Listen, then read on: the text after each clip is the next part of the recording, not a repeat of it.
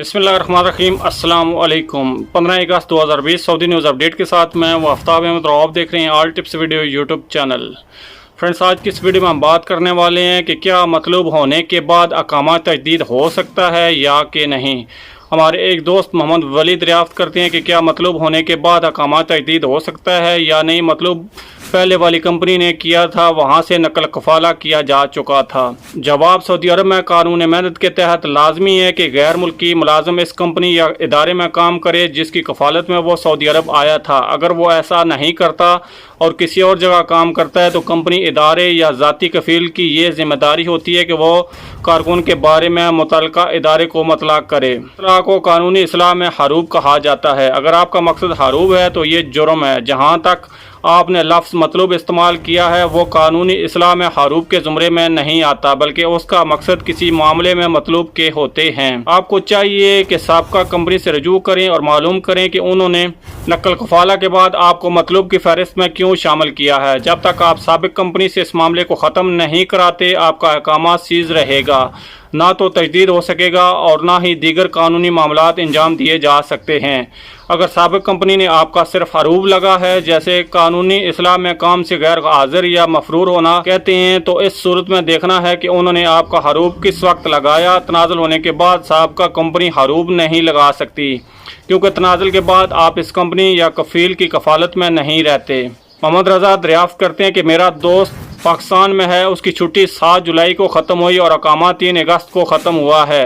हुकूमत के ऐलान के मुताबिक उसकी छुट्टी 3 अगस्त तक बढ़ाई गई थी, लेकिन अब उसका हकामा और छुट्टी दोनों एक्सपायर हो चुके हैं। इस बारे में रहनुमाई फरमाएँ।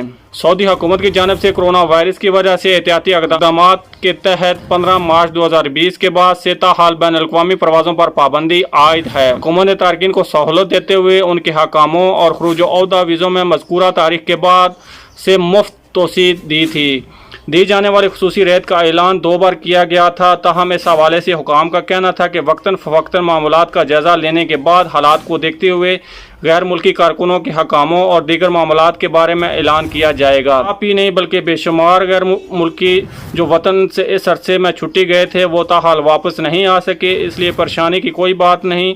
सऊदी हुकाम की नज़र में तमाम मामलात हैं। सऊदी अरब में इंसानी हमदर्दी के असूलों को हमेशा मुकद्दम रखा जाता है। इस एतबार से हुकाम हालात का जायज़ा लेते रहते हैं। इस अमर का यकीन रखें कि जो ही कोरोना वायरस के हवाले से सूरत हाल मामूल पर आएगी तो बैन अल-अक़वामी परवाज़ों की बहाली के हवाले से ऐलान कर दिया जाएगा, जिसके बाद वो तारिकीन जो सऊदी अरब से बाहर गए हुए थे उनकी वापसी का तरीक़ाकार भी वाज़ह कर दिया जाएगा। बिलाल अहमद अकामे के हवाले से सवाल करते हैं कि उनका पूछना है कि मेरा हकामा सितंबर में एक्सपायर हो रहा है, क्या वो भी तजदीद हो जाएगा। जवाब, कारीन से दरख्वास्त है कि अपना सवाल वाज़ह तौर पर अरसाल करें। बाज़ सवालात ऐसे होते हैं कि उनका जवाब देना मुश्किल हो जाता है, क्योंकि इसमें वजाहत नहीं होती। जब तक सवाल वाज़ह नहीं होगा दुरुस्त तौर पर जवाब देना मुमकिन नहीं होता। आपने सिर्फ अकामे का पूछा है, ये नहीं बताया कि आप सऊदी अरब में मुकीम हैं या नहीं।